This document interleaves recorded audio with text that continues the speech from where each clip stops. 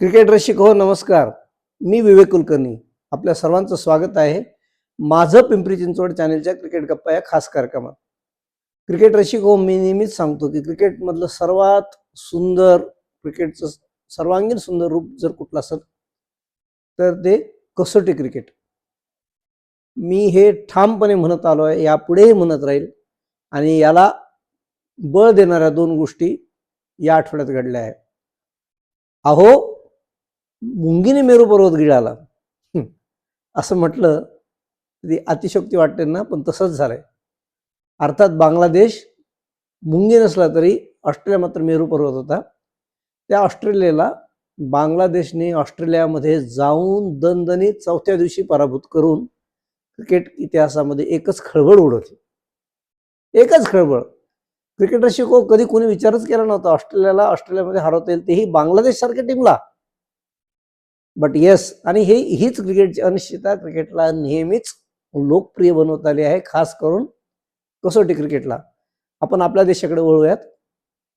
Cricketer शिको भारतीय संघाला WTC फायनलसाठी मस्ट विन असलेली ही सिरीज आहे. आणि या कसोटीतल्या पहिल्या कसोटी मालिकेतल्या पहिल्या कसोटीला गोवाल येथे सुरुवात झाली. भारतीय संघाने पहिल्या डावात देवदत्त पडिक्कलला नशिबाने दिलेल्या संधीच्या त्यांनी अक्षरशः सोनं करत एक अप्रतिम सामना जिंकून देणारी खेळी केली आणि भारतीय संघात आपलं स्थान पक्क होऊ शकतं असे संकेत त्याने क्रिकेट रसिकाला देत साहित्य उत्सवाला काहीसं आधांतरी किंवा टेन्शन खाली आणलंय. खरं तर देवदत्त पडिक्कलला KL राहुलची सुंदर साथ मिळाली होती, मात्र केवळ दुर्दैव राहुलच्या हाताला क्रॅम्प आल्यानंतर पायाला त्याला त्रास झाला. लिटरली त्याला चालता येत नव्हतं. त्याला धरत धरत तो आधार घेत पॅव्हिलियनमध्ये गेला आणि लय तुटली. लय तुटल्यानंतर पुन्हा नवीन सुरुवात करणं थोडं अवघड असताना राहुलचं चांगलं हातात तोंडाशी आलेलं शतक हुकलं. कर्णधार गिलला मात्र या कसोटीत फारसं काही योगदान देता नाही आलं. ऋषभ पंतने आपल्या पद्धतीने खेळ केला आणि भारतीय संघाने पहिल्या डावात 462 धावाचं चांगलं लक्ष श्रीलंकेपुढे ठेवलं. या कसोटीत सगळ्यात मोठा धोका होता भारतीय संघापुढे तो पावसाचा, लहरी हवामानाचा, आणि अक्षरशः तसंच झालं. या कसोटीत वारंवार पावसाने व्यत्यय आणला आणि भारतीय संघाला सतत एका काळजी खाली राहावं लागलं, दडपणाखाली खेळावं लागलं. कारण क्रिकेटर शिकव माणसाचा प्रत्येक गोष्टीवर कंट्रोल असू शकतो, पण निसर्गावर काय करणार. आणि श्रीलंका तर बेट आहे, तिथलं हवामान, आणि अक्षरशः तुम्हाला गंमत वाटेल पण आज मानव सुतारने 6वी विकेट घेऊन श्रीलंकेला धारातीर्थी केलं, लंकादहन केलं. तेव्हा अक्षरशः 7व्या मिनिटाला मुसळधार पाऊस सुरू झाला. या कसोटीत भारतीय संघासाठी देवदत्त पडिक्कलने अप्रतिम खेळी करत संघाला मी मधल्या फळीतला एक चांगला पर्याय ठरू शकतो हा संदेश दिला.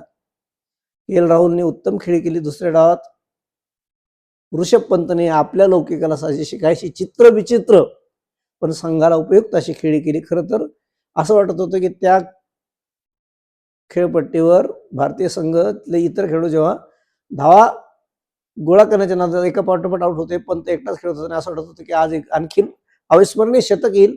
पण पंतच तो, ना उसको कोई रोक सकता है ना कोई उसको बोल सकता है. पंतने 67 धावाची सुंदर खेळी केली आणि भारतीय संघाने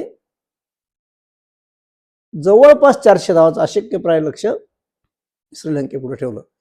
श्रीलंका यजमान जरी असली तरी ऑलमोस्ट 400 धावाचं लक्ष कुठल्याही संघाला शेवटच्या 1-2 दिवसात खूप कठीण असतं. आणि भारतीय संघाने काहीच तसंच सिद्ध केलं. सोनल दिनुशा हा नवीन प्लेअर होता, ज्याने पहिल्या डावात झुंजार शतक केलं. दुसऱ्या डावातही जय डिसिल्वा सोबत त्यांनी सुंदर भागीदारी केली. असं वाटत होतं की बांगलादेश ऑस्ट्रेलियासारखा हाही एक चमत्कार होईल का, मात्र तसं झालं नाही.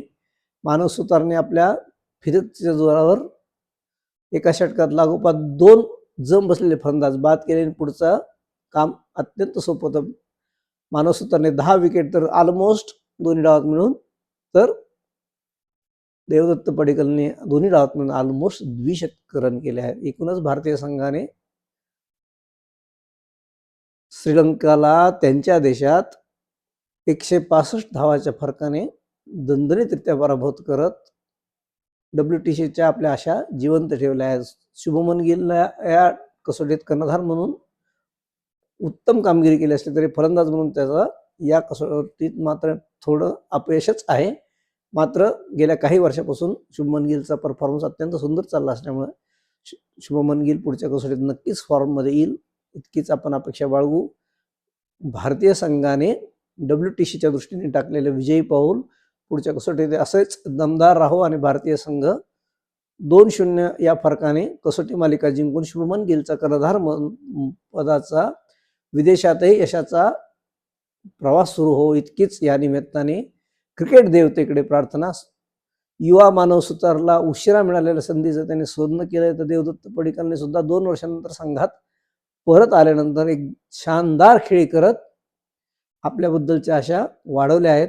ऋषभ पंतच्या खेळाबद्दल बोललं तितकं नेहमीच कमी असतं. एकूणच भारतीय संघाने दमदार कामगिरी करत या कसोटीवर आपला कब्जा मिळवत एक सुंदर सुरुवात करत WTCकडचा आपला प्रवास दमदार केला आहे. यापुढेही भारतीय संघ असाच दमदार प्रवास करत वर्ल्ड कप फायनलच्या कसोटीच्या अंतिम सामन्यासाठी खेळेल इतकीच आपण अपेक्षा आणि प्रार्थना क्रिकेट देवतेकडे करूया. धन्यवाद.